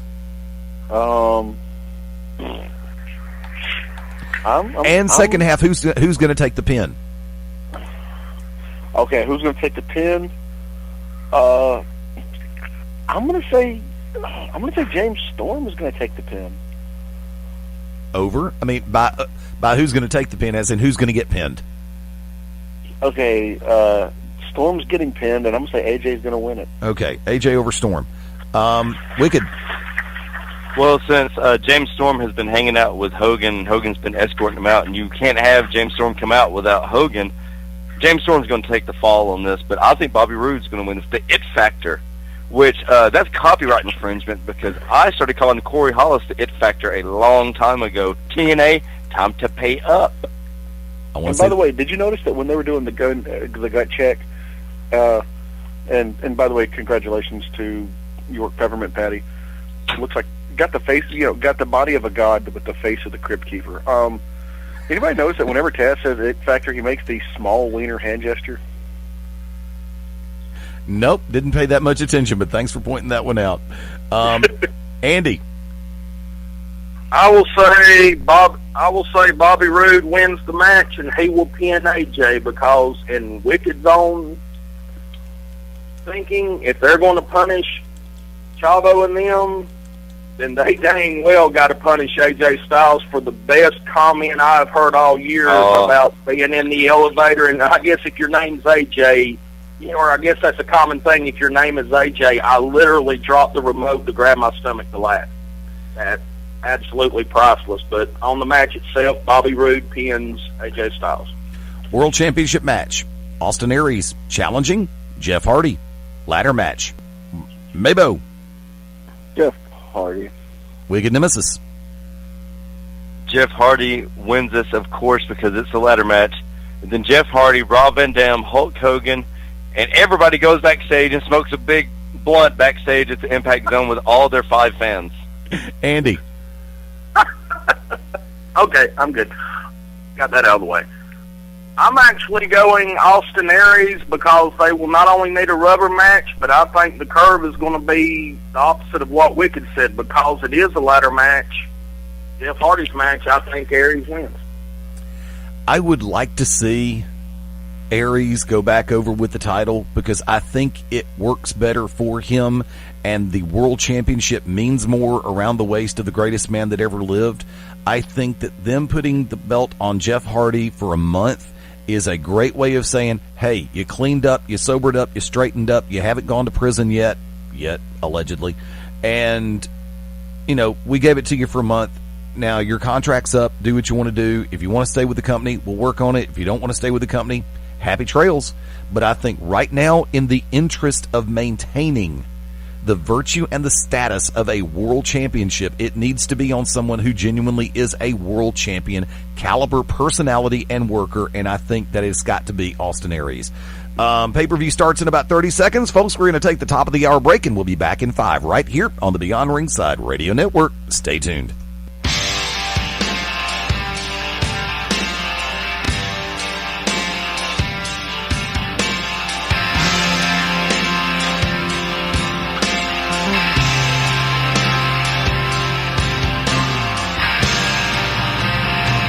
Gotta love it.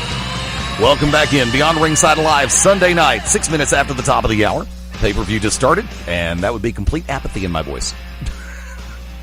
The pay-per-view started. Does that mean we can forget that TNA had a pay-per-view tonight again?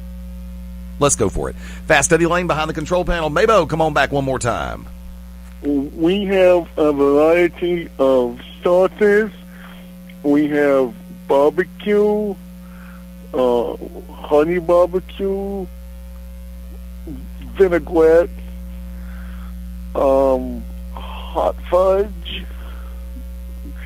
Would you like a hot apple pie? Contents may be hot. Leave it to you to like the hot fudge. Wicked Nemesis, come on back in. First of all, let me take this opportunity to say hello to the one and only Creepy Clown. Creepy Clown, heads up, thank you for showing up. Thank you, Harrison Ford, for making your appearance tonight. and Kim Kardashian. God, please quit mentioning that name in my presence. I would Hey. If you mention it 3 times and run backwards, It's through a porn star. cornfield. Yes, I know. Yes, porn star Kim Kardashian. I'm sorry. You can't put the word star anywhere near anybody with the name of that. Oh, I could put something near her. You go for it. I'm sure $50 you can lay her anytime you want to. Hey. I'll go after the Wookiee too. Meanwhile, back at the ranch, let the Wookiee win. Well, I got to say something really quick, guys, before we go off. Last night, Universal Independent Wrestling, you guys, I know you guys had 1,000 other things you guys had going on for Saturday night, but for everybody that come out, if you are 140 years old, I do not care. If you step up out of the ring, if you come towards me, if you swing at me and I catch your Crypt Keeper arm as I did that 80-year-old woman last night, I could have crushed that old lady. She got up and she stepped probably 500 feet after me. And yes, I pushed 2 security guards into her. And I told that security guard if he ever let anyone come near me again, I was going to take it out on him after I ruptured their skull. Sit your butts in the seats. If you come after me, you can ask Methuselah, because she paid for it. I'm sure she's got to take, her arthritis pain. and smoke some weed with Hulk Hogan and all the rest of TNA Impact, allegedly, don't come after a wrestler. Nope. Plain and simple. I do not care. She could have had a knife. I don't know, but I know she swung at me, and I caught her hand because it was in slow motion. But, yeah, UIW show was great last night. Big props to Glacier. I don't know if he can even be called Glacier. Fred Yehi, Shane Marks, the Revelation. Great stuff, gentlemen. I wish you guys could have been there. It was a heck of a night, and Mason cheated. That's all I'm saying, and that's common knowledge. Well, you can actually laugh if you want to. I had a night off, and I didn't. I'm sure you enjoyed that, too. Yeah, it's actually my first night off since I got back in from vacation, so you know that I took that 3-week stretch and just... Well, you know, next week, you won't have the night off. Next week, you got to put it with me, so... Hey, bring it on, dude. Look. No, because I'm not going to be hurt with a vasectomy this time. I feel sorry for Pell City. I'm telling you right now, you can laugh all you want to. You heard how I was, and I was drugged up on commentary. And I think I brought out the best in you and Ted, so you're welcome with that. We had a great... I mean, I could... But this tag team... No, you shut your mouth for a second. This Saturday, I'm not going to get commentary with you guys. You guys, I'm sorry for messing up your jail, because it was obvious, we were all trying to talk to each other. I had great laughs. It was great to be there with you guys. I want to thank you for that. But I'm going to have to take all of that time off and throw it in Pell City's face. So, Pell City, if you're listening to Unlucky Charms versus your new GCW Tag Team Champions, MaBo, you'll like this. Trevor, Doom, Ian, and Joey Lightning. Joey Wimpy Lightning, because he looks like Wimpy. He'll gladly pay you Tuesday for a hamburger today. And that's the truth. I told Joey's like, hey, man, you want to give me any pointers? I swear to you. And you can ask Joey Lightning, may lightning strike me dead. First thing I said, Joey, lose some weight. And he's going to lose that weight. And then he's going to gain those beautiful cowboy boots. I cannot tell you guys, the pop of the night was Damon Christopher's cowboy boots backstage. They were phenomenal. An early Christmas present from his beautiful wife, Misty. Those cowboy boots may be jammed down somebody's throat. And on top of that, you guys know Christopher Knox defended his bare-knuckle brawling championship in South Carolina this past Saturday. He was unable to be at UIW. MaBo, I promise you this. I know you're not a fan of Joey Lightning. Dr. Doom and Black Bolt, I want you guys to meet the real Thunderbolts. Because I'm telling you right now, they're going to pummel their way through them. I'm telling you right now, the False Face Society, the Marvel Zombies, and every single one of the Legion of Doom have got nothing on the Unlucky Charms. I'm telling you guys right now, I'm going to rear back, and if Joey Lightning gets anywhere around me, I'm going to take my because I'm going to have the Black Lantern ring. Believe that. I'm going to take it, and I'm going to put it down his freaking throat. And then when we take those titles, and those titles are going to be held to prestige once again, the world is going to be a bowl of beans in Unlucky Charms' hands.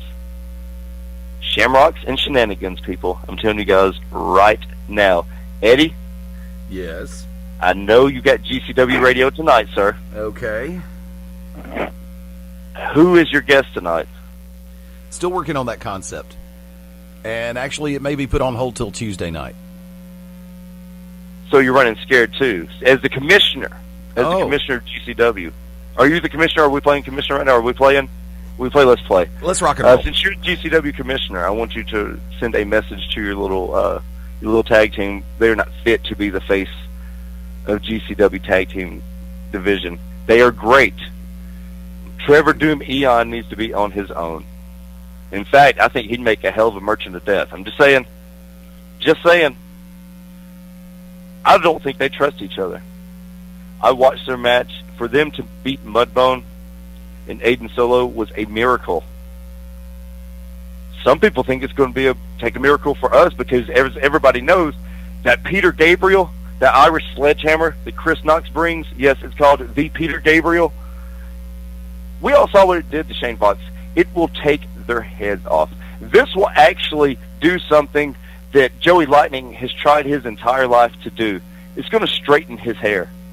No additives, preservatives, or berries needed, Joey. No cocoa butter. You know that straight hair you always longed for? We're about to give it to you. I'm telling you guys right now, MaBo, I know you have your disagreements with GCW, but I'm telling you, you and Tunsy might want to be there for this. This is going to get ugly. And I'm just going to say this. There may not be enough of Trevor and enough of Black Bolt, Joey Lightning, to fit into a matchbox. But let me reassure all of you. Let me reassure everybody out there. We're damn sure going to try. Now, if I may, number one, I've had a chance to survey the situation. Oh, don't be on me. Don't be on me. Aim that somewhere else. I've had a chance to survey the situation. And from... Yeah, I know, that'll be a new segment. Some people are into that. Some people say it's not my thing. So some people are into that. Okay. Well, I've had a chance to really study. Joey Lightning and Trevor Eon don't have issues. They are a great cohesive tag team unit. Great's a little overused. They're pretty good. Okay. I think Trevor Doom Eon, I think, carries Joey. I really do. Okay. And that's a heavy accomplishment. Have you seen Joey? Come on. No, I shouldn't. Wicked, shut up. Hey, I'm sorry. hey. Sorry. We're playing. I'm sorry. I backed away. Your turn. Heal out in a second. Damn it. I've also had a chance to observe the Unlucky Charms. Chris Knox, Damon Christopher. Two very talented competitors. And you throw yourself into the mix, that makes them that much more dangerous. That does give the Unlucky Charms a huge advantage. I've watched you manage in 4 different states. I have watched you survey, study, and I've watched you physically interject yourself into a situation on more than one occasion. Relegate that status to Christmas, dude, and this is still November. Christmas comes in July. Christmas comes in December. We don't need an additional Christmas present in November. The straight shoot about this is Full Throttle, the Unlucky Charms, in Pell City, Alabama. Saturday night, November the 17th, under the banner of Global Championship Wrestling with the tag team titles on the line. This match in and of itself can headline anywhere around the southeastern United States, and I'm 2/3 the way up the eastern seaboard. We'll conquer the West Coast later. It's going to fall off into the ocean anyway. Who cares? I'm kidding, guys. But I will say this. As commissioner of Global Championship Wrestling, I will be watching you. Now, the decision of the referee in the ring is final. But, friendship and professional aside, you get involved, I'll have you ejected. Do we have an accord? Do we have an understanding? Well, let me say this. Let me tell you this right now. If MaBo and Tunsy are not there when we win the titles, it will mean nothing. You have to be there, MaBo. You have to be there. But seriously, I like Joey. Joey is a hell of a talent. He took a lot of time off. And yes, you guys know this. As a real manager, I see it as my duty to be out there and make sure I scout my opponents. Joey Lightning was stuck in a car with Ryan Bishop, Johnny Slaughter, Corey Hollis, myself, and sometimes Christian Hayne when Christian Hayne wasn't too scared to ride with us. And occasionally Mike Posey. Joey has seen me go crazy Joey has seen me fight a guy and beat up a guy at, I think statute of limitations over that, I think. Beat up a guy at a Jack in the Box.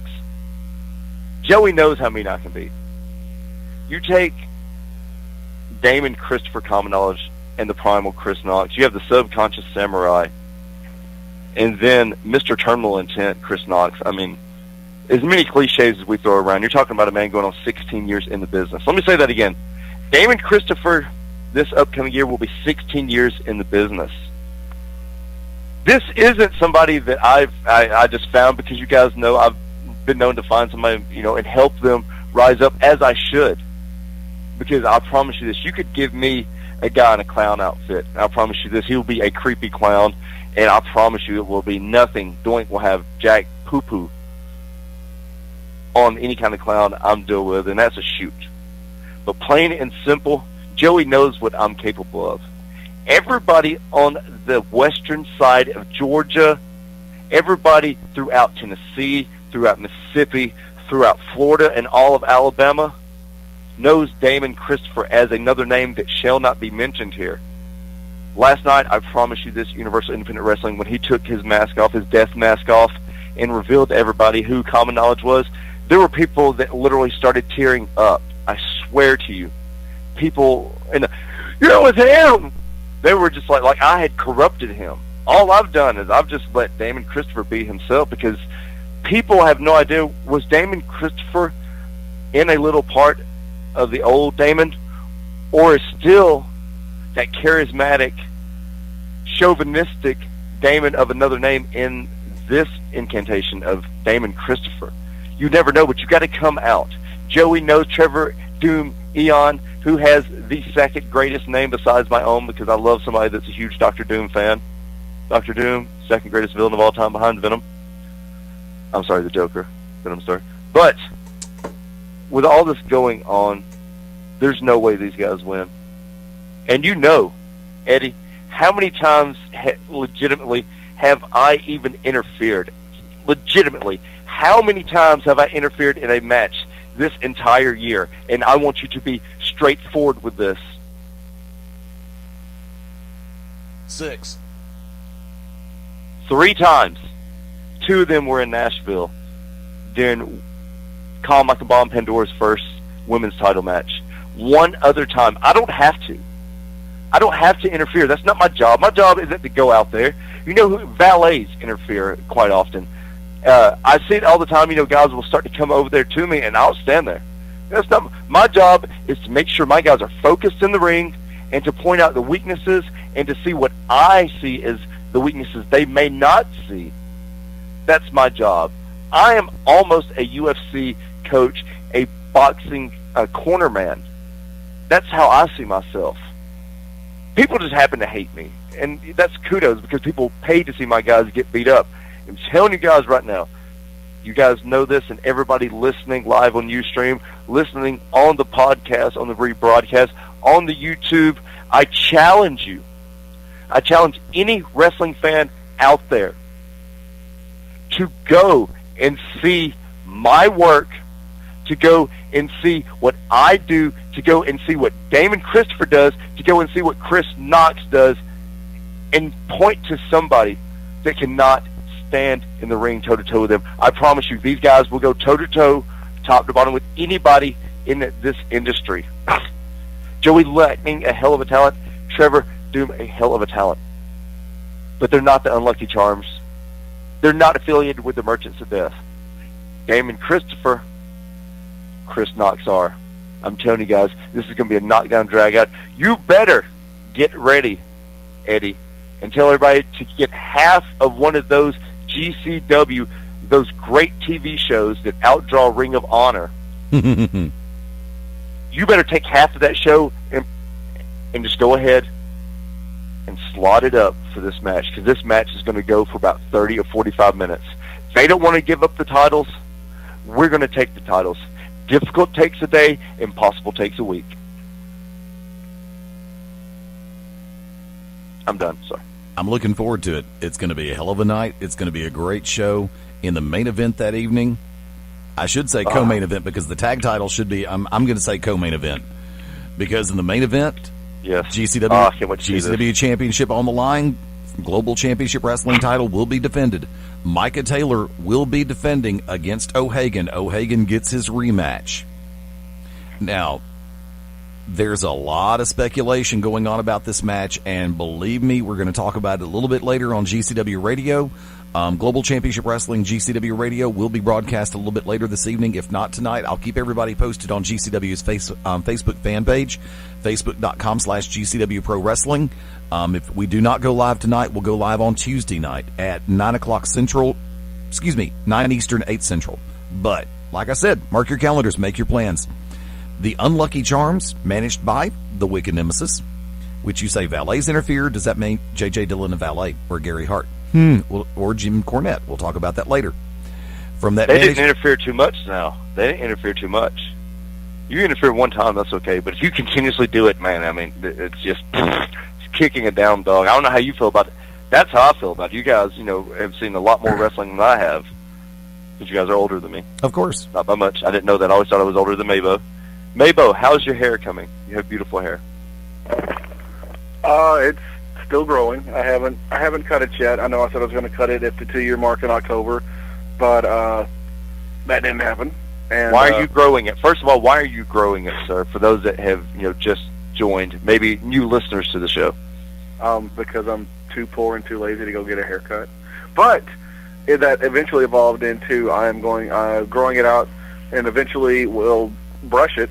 And when it's the appropriate length, which it should be, sounds like my first time, that I will get in contact with Locks of Love or For Love or whatever it is, and they will, it will be cut and sent off and cleaned and straightened, and all the split ends will be picked out, and it will be made into a hairpiece for little kids who are, suffering. They're living with cancer, and they might be going through the chemo and they might not have hair, so they will get to have beautiful, luscious hair that looks like mine.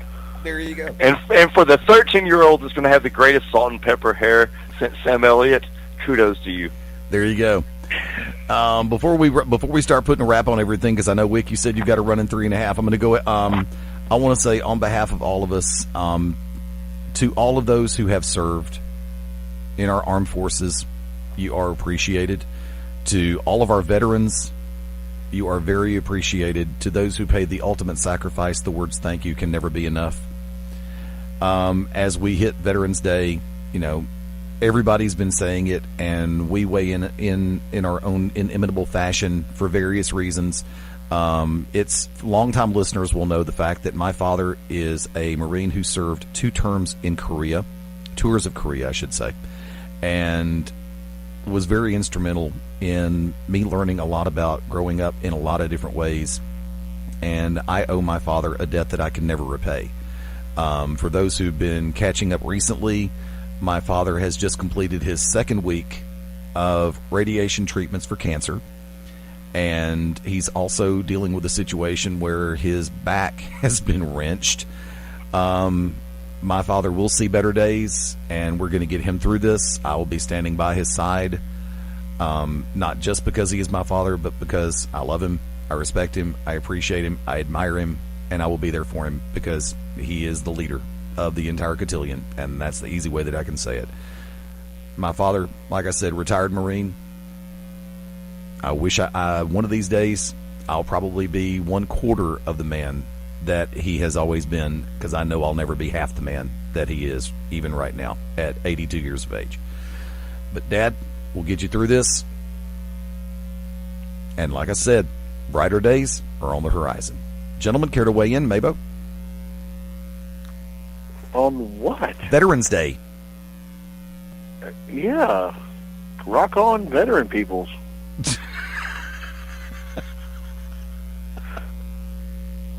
Wicked. You honestly, you sit there and you bring down the room, go on this heartfelt rant, and then you're like, "Well, you care to weigh in?" Yeah, make me look like the ass, man. Come on, what the hell, dude? Because we all know the next thing that I'm gonna end up saying is gonna involve a penis and anus, diarrhea, masturbation, animal sex, something, and then you're just like, this heartfelt, just rant about your father and how much you love him and respect him and everything, and then you're like, hey, monkey boy, want to say something? No. Rip off a tender moment like that? What the hell? It would have been just as easy for you to sit back and say, yes, I'd also like to say thank you to all the veterans who have served our country in the military. No. Look, we got to get Wicked out of here. He's got to go take care of business. So Wicked, shameless plugs. The To Be Determined show this Wednesday, 9 p.m. Central Standard Time. We're actually going to have Wolfie D from PG-13 on, so that's going to be very controversial. I know Beyond Ringside is PG, and we are X-rated pretty much over there. And if we could show our penises on webcam, I'm sure that one of us probably already would have, who's no longer with the show. Namely but you. At Wicked Nemesis on Twitter, Wicked Nemesis Enoch, I think. Well, they let me change my name, so I think it's Wicked Nemesis now on YouTube. Go out and check out past shows of the To Be Determined show with Shoot Finish and, of course, Beyond Ringside. Thank you guys for having me on. Thank you for all the listeners. Ladies and gentlemen, this Saturday, GCW Pell City. Thank you all. Take care, Wick. We'll see you. Oh, by the way, I forgot to say. Hold on. Tasha Simone has a penis? By the way, she's still with the show. But by the way, I do have to say this because you gave me credit and the copyright credit as well. Damn it, Wick! Okay, there, I said it. I'll see you guys. Have a good night. Peace. MaBo, last call. Wait, last call or shameless plug? Last call. Oh, shoot, man. I don't know. I had something. I forgot. Did it have anything to do with the penis, or rectum, anal sex? No. Wow. I wouldn't mind some Buffalo Wild Wings, though, but I'm broke. Come and see me on Thursday. I'll buy you some damn wings. I'll have money by Thursday, fool. I'm talking about now. I'm hungry. Well, unfortunately, I can't go anywhere. I'm supposed to do another show at 9. Yeah, but you said you might not do it. I haven't decided yet. I'm not going to drive all the way out there. I don't know. What have we covered everything, really? We've covered a lot of different things. Is there another topic you want to hit on real quick? Well, that's what I'm asking you. Inspire me. Be my muse. Where's Olivia Newton-John when I need her? Thank you, Xanadu. Xanadu. I don't know, dude. What else has happened? MaBo just got another gold star on his Players Club card for doing that. That's all I'm going to say. You said you haven't watched Xanadu. Trust me, Olivia Newton-John has been back in the day, back in the younger, way younger MaBo days when he first discovered his penis. She was part of the Spank Bank collection. There you go. Let's see. You said you didn't watch. Ring of Honor's the only one I hadn't really watched, and we kind of touched last week on Ring of Honor kind of going crappy. But what else is going on? No, last week's episode of Ring of Honor was probably one of the best ones that they've had, and this week was actually almost just as good. And what's funny as hell is, remember last week on Beyond Ringside, I brought up the question, what in the hell happened to the fact that ROH has a television title? And lo and behold, what gets featured this week on freaking ROH TV? I don't know, Eddie. I haven't watched it. Remember? That would be 3 seconds ago. That would be the ROH television champion Adam Cole in a match this week. Yeah, but Adam Cole is up. And I hate to say this, and I really do, and I'm going to draw some serious heat from the Hardy heads and the rest of the drug doers out there who just think that this guy is all that. Hey! Jeff Hardy has cleaned Matt. up. Oh Lord Jesus! Look, I know you're trying to set something. What? No, we're not going to talk about Matt Hardy. If there's certain people and certain subjects we can't talk about on this show with you and Wicked, then we're not talking about Matt Hardy. The promo sucked. Nope. Devote the television time. No. No, let me say this. Devote the television time to somebody who deserves it, please. That's all I'm going to say. And if you're going to try to bank the farm on this one particular setup, you're just sending the farm straight into bankruptcy. Plain and simple. I would like to find out who ROH is going to be using for the troubleshooting enforcer that Jim Cornette said he just found out the name of. And he was supposed to be the one who was appointing him. God, talk about a conflict there. But then by the same token, you know something? It really wouldn't surprise me. I've thought about this very deeply over the last couple of weeks. It's Vince McMahon. No, it wouldn't surprise me if Adam Pearce came in as the troubleshooting matchmaker on Ring of Honor. It's Stone Cold. I would like to see Adam Pearce on Ring of Honor, back on Ring of Honor. I'd like to see Pearce in WWE, but by the same token, I don't know if his style would mesh with the E style. I think Pearce is a character all his own. I think he would be one of the ones who could do like CM Punk and transcend the E style if they let him. But then by the same token, they've taken other greats from the independent scene and have totally botched it. They've got it right every once in a while, but not often enough. I really think the best one that they've come up with, that they've really brought into the mainstream picture, has been Damian Sandow. I liked his character from the time that he stepped on screen for the first vignette, all the way to right now with the Rhodes Scholars. If they think that Sandow needs Rhodes, they're sadly mistaken. If they think that Rhodes is benefited by the presence of Sandow, you're damn right. Plain and simple. Well, you got to remember, though, dude, Sandow has been on and off with WWE since OVW. I know. I mean, and he made it at one point. When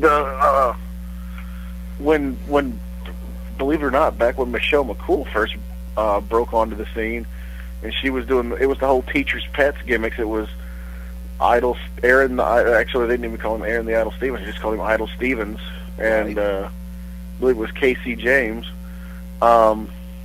He was there, and then they got let go, and he was in OVW for a while, and then he got let go, period, and then he ended up in FCW, and I think he might have actually got let go at FCW, and then he was eventually brought back as Damian Sandow, but it wasn't even the Damian Sandow that we know. They didn't stick him with that gimmick until about a year or so ago. I like it. It's working. Oh, I mean, don't get me wrong. I believe it is. I think, it's definitely, playing it up. And they've tweaked it because originally I think he was supposed to be, it was supposed to be more of a master thespian kind of thing. Almost like Oscar worthy. I would put that in one of the top 5 best Beyond Ringside interviews ever. But yeah, he was originally supposed to go for this I think it was more of a master thespian kind of feel, and now he's going for more of a intellectual. But I mean, they had him. Even before he grew that luscious beard, they, believe it or not, they had him tagging with Titus O'Neil. Yeah. It's just, your generic, just meat and potatoes, babyface team. Yeah. So, I mean, when you sat there and said that they, that they pulled from the independents, he's been around, dude. Well, not really so much the independents, more as he's probably spent more time under the umbrella of the WWE, honing his craft and everything, and he benefits from having that beard, because I've seen him without that beard, and it's just like his face stops existing after his lower lip. So the fact that he grew that beard in, it's a lot better. And Xanadu. There you go. Can you know what? When front office GCW, the next time you guys have somebody come in, just for no reason, can you slap them with the gimmick of Xanadu? How would you do it? I don't. Roller disco, 70s roller disco. Duh. Have them come to the ring with roller skates and sparkly jumpsuit. Oh, Eddie. Yes. Remember X-Men Dazzler? Yeah, very well. Hold on. Here you go.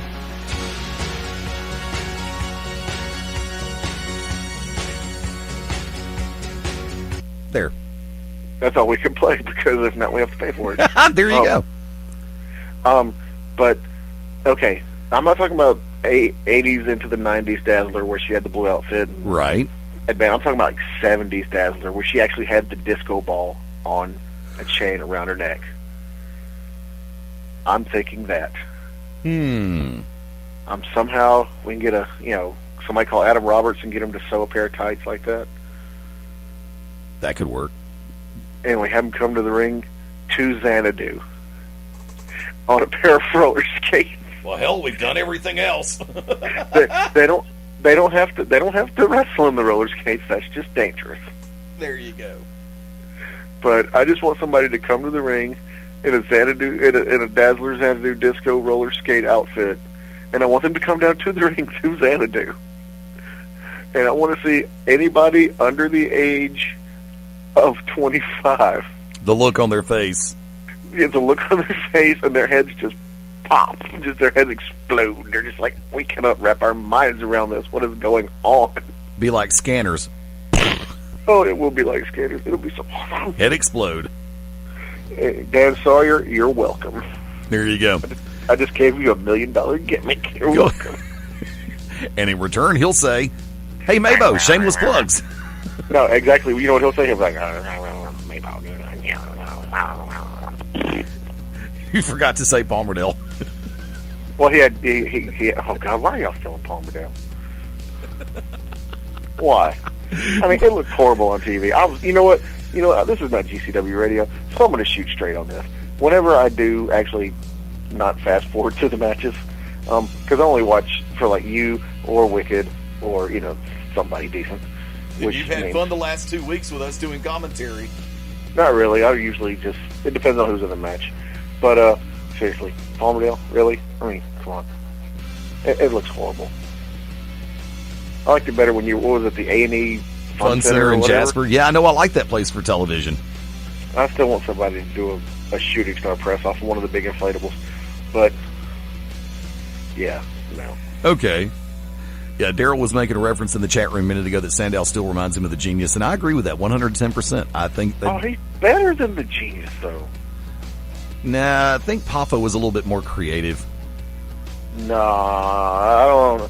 Look, just because Papa could write Dr. Seuss-style poems in his brain, I mean, and half the time, he sat there and rehearsed them. Like, dude, seriously? White man fro, scary mustache. Come on. Okay. And then when he started dressing like like he was at a graduation, what the crap? Yeah. It was still funny, though. Yeah, it was. Let's go and run it. Shameless plugs. And now he's selling gazelles. But, shameless plugs.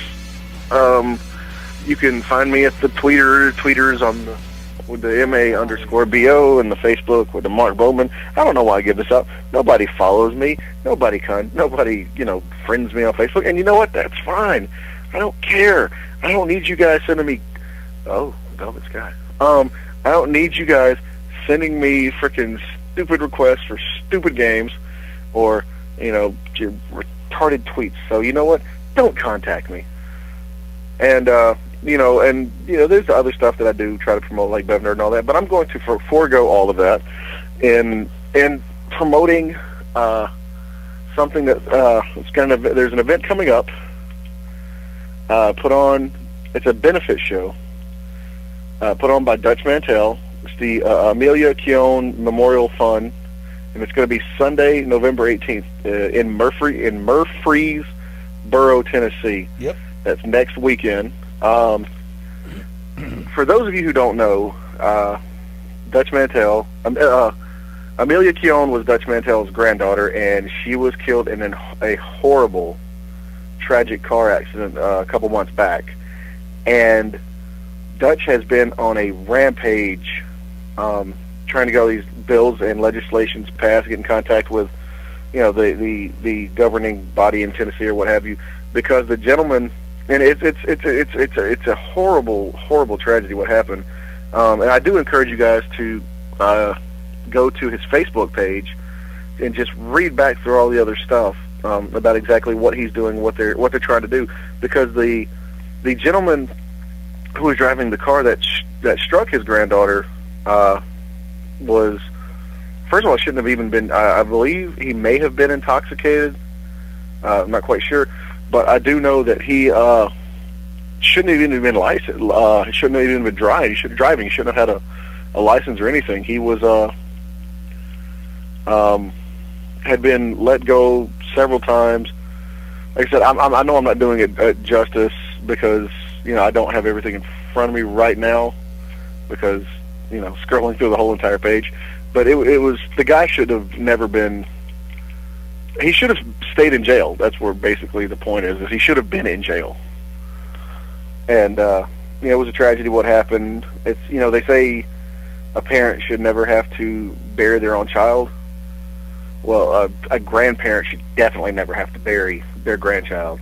And it was terrible. The kid, I don't even think she was out of high school. I think she was still in her senior year. But it was terrible. But he's putting on a benefit show. Like I said, it's the Amelia Keown Memorial Fund.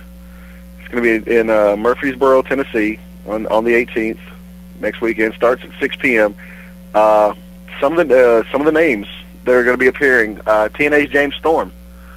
For those who remember Crimson, Tommy Mercer, he's going to be there. Primetime Brian Lee, name that I hadn't heard in a couple of years, but he'll be there. Guest on to be determined coming up, like Wicked mentioned earlier, Wolfie D. Eddie, a name you're familiar with, Josephus Brody. Right. He'll be there, and Gabriella. Yep.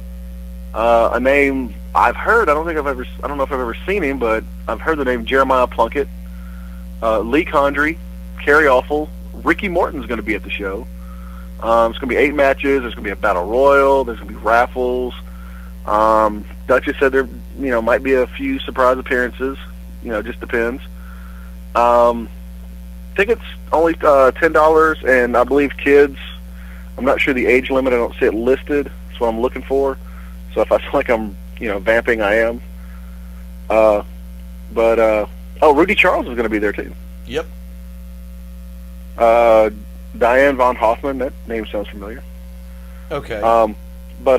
Tickets. I know adults are 10. Kids are 7. Not quite sure the age limit on the kids. But it's going to be at 1018 Seals Way in Murfreesboro, Tennessee. Of course, you can go to Dutch's website to check it out. Get all the details. It's www.dutchmantel2ls.com. Go check it out. If you're in the area, go up there, support. Just try to show your support because it's hit Dutch's family hard. This whole tragedy. So try to help them out. Do what you can. Cool.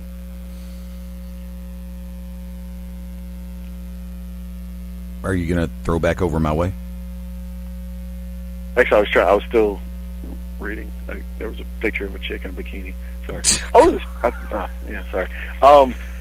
Fast Eddie Layne. Shameless plugs. First off, I want to say thank you to everybody who has been joining us on the Beyond Ringside 24/7 channel. It is back up. Thank you to everybody over at our service that we use who has been hosting us for the last few months, and we've got everything back up and going full steam. So recent episodes and interviews are definitely available 24/7 through beyondringside.com. Just click that little JW player and it will come on through. Plus, you can also catch it I'm surprised MaBo didn't jump in when I said the term catch it and put the dramatic pause for effect in there from that vantage point. You can also download the Shoutcast app and find Beyond Ringside 24/7 through the Shoutcast radio network. And on your computer, that means you can also listen to everything from Winamp, Windows Media Player, iTunes, QuickTime, all of the above. There's more ways to listen than I've got active brain cells. Recent episodes and interviews are also available for download and listening through iTunes. Just look for Beyond Ringside. I want to say thank you to everybody over the last few weeks who has reminded me that, yes, some of our archives are still up through the old Blog Talk radio shows that we did through, I think it was half of year 1 and most of year 2. So those are still up. Those archives are still very available. I'd love to be able to get my hands on those. But the following... Is that the one that had the little British lady that would be like, yes, your radio show will begin in 5 minutes? Yes, that one, yes. Back when we were simulcasting through all the different ways we were doing it. Got that one right. Sorry. There you go. Yeah, you did. I was reading spoilers. Or not spoilers, results from Turning Point. Lay them out there. Oh, no, you go finish. You're doing your thing. Okay. You can find us on Twitter at Beyond Ringside. One word, run it all together. It is that easy. Also, Facebook.com/Beyond Ringside Live. If you have live events upcoming, wrestling, mixed martial arts, boxing, sporting events coming up in the near future, drop us an email, beyondringside@gmail.com. That's beyondringside@gmail.com. You can also send us a Facebook message or send us a direct message over on Twitter.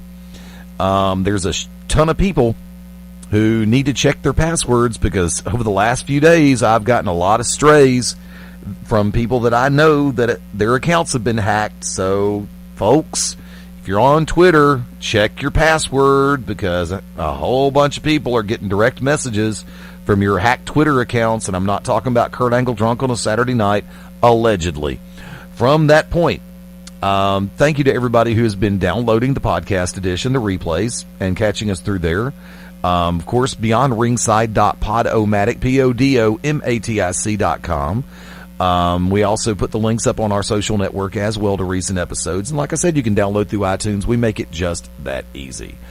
You're on a personal note, Facebook.com/Fast Eddie Layne is the easy way to find me. I do not always approve everybody who sends me a friend request. It's my page. It's my choice. However, Facebook.com/Fast Eddie Layne, I put a lot of the same updates, plus some exclusives over on my Facebook fan page, as opposed to my friend's page, which I'm not going to mention because that's my personal account. Also on Twitter, @Fast Eddie Layne. Easy to find. One word, run it all together. No hyphens, underscores, spaces, or any other crap. Also, the return of FastEddieLayne.com is imminent, slowly but surely, and I'm going to be adding things on a daily basis. Classic pictures, videos, interviews, stuff that I've done over the years. Thank you to everybody who's been very supportive and very patient about the return of the personal site. Things have been taken into play, and it will be around for a long time to come, probably a lot longer than me, so we'll leave it at that. So, it's a lot of things going on. Also, we are working to try to set up for the next couple of weeks. We've got some great interviews that we are in negotiations with, just trying to nail down the times and everything, and really looking forward to bringing on some, in addition to some returning guests, we've got some voices and some faces that are going to be brand new to Beyond Ringside, and we're greatly looking forward to having those on as well. So definitely keep your eyes open on BeyondRingside.com. Real quick on personal notes, this coming Thursday night for my friends in Central Alabama, I will be at Buffalo Wild Wings up in Trussville, Alabama, kicking things off around 9 o'clock p.m. Buffalo Wild Wings Alabaster, the Friday night tradition, 10 o'clock p.m. start. That may be changing in the near future. We may bump it forward to 9. We're not quite sure yet. Also, this coming Saturday, you heard Wicked and I talk about it in passing. Global Championship Wrestling making their return to Pell City, Alabama. It's a November to remember. Tag team gold on the line as the Unlucky Charms, Chris Knox and Damon Christopher, challenge the combination of Full Throttle, Trevor Eon, and Joey Lightning. And, of course, I would be remiss and probably under a death threat if I did not mention, of course, and remind everybody of the fact that the Unlucky Charms are a division of the Merchants of Death managed by our tag team partner here on BR, the Wicked Nemesis. Keep your eyes open. Got a lot of great things going on for the Global Championship Wrestling event this coming Saturday night, November 17th in Pell City. Tickets are only $10 a piece. Bell time is set for 7:30 p.m. Check out GCWPro.com for all upcoming show information. They're also on Facebook and Twitter, but also we may have a radio show coming up later tonight for GCW. We're just working on final details right now. It may be pushed back to Tuesday night. I'm not sure yet. Folks, we're going to go and hit the little button over here, and we're going to get ready to take it to the broadcast ranch. Today was a lot of fun. I really didn't expect us to go the full 2.5 hours. By golly, we almost made it. Missed it by 6. I figured we'd be done by 7 o'clock after predictions. To Wicked Nemesis, of course. Pleasure, brother. I will see you this coming Wednesday night, 9 o'clock Central, on the To Be Determined show. Looking forward to it. Daryl, thank you for dropping in the chat room this evening. Stan, Air, thank y'all both for dropping through the chats this evening. To everybody who made it through the Ustream chat site, yes, the Ustream chat is still very much available, and every once in a while, I only have one full-scale mic set up, and it's a hard-set microphone. I don't have my secondary mic set up, so I haven't had a chance to spin around and look as much as I'd like to. But you are appreciated, and we thank you so much. Stan Grubb, of course, one of the co-hosts of this very ring. And like I said, this coming Wednesday, I will be making a very private and personal guest shot over on the To Be Determined show. Let's take it home for the Oracle of Amos, the Wicked Nemesis. For Beyond Ringside Alumni, the Horseman's Advocate Andy Hudson. Always great to talk to you, buddy.